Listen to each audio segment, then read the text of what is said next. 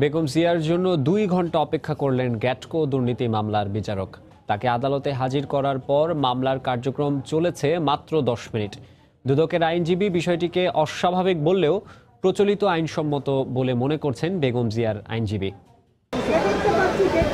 প্রচলিত নিয়ম অনুযায়ী সকাল 10:30 থেকে বিকেল 5টা পর্যন্ত বিচারিক আদালতের কার্যক্রম চলার কথা, কিন্তু বেগম জিয়ার মামলার ক্ষেত্রে খাটছে না এই নিয়ম। অন্যান্য দিনের মতো বুধবারও গ্যাটকো দুর্নীতি মামলার বিচারক আদালতে আসেন যথাসময়ে, অন্য আসামিরাও উপস্থিত হন, কিন্তু মামলার প্রধান আসামি বেগম জিয়া কখন আসবেন কিংবা আদৌ আসবেন কিনা নিশ্চিত না হওয়ায় বিচারককে অপেক্ষা করতে হয়। অবশেষে আদালতে তাকে হাজির করা হয় দুপুর 1টায়। প্রায় 2.5 ঘন্টা দেরিতে বিএনপি নেত্রী আদালতে আসার পর মামলার কার্যক্রম চলে মাত্র 10 মিনিট।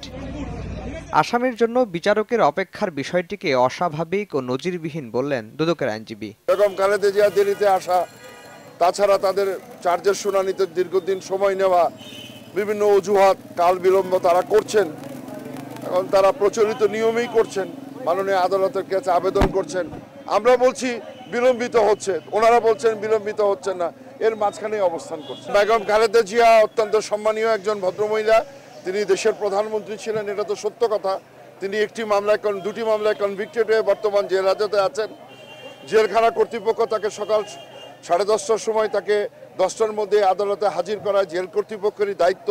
কিন্তু পারিপার্শ্বিকতা, সার্কামস্টেন্স, বেগম খালেদা জিয়ার দেরিতে ঘুম থেকে উঠা, বিভিন্ন কারণে জেল কর্তৃপক্ষ পারছেন না। জেল কর্তৃপক্ষ বারবার আমাদেরকে জানান, তাকে তো আমরা জেল কর্তৃপক্ষ বলেছেন বা আমরাও মনে করি তাকে তো তিনি আইনের প্রতি শ্রদ্ধাশীল হবেন, যত সময় আসবেন।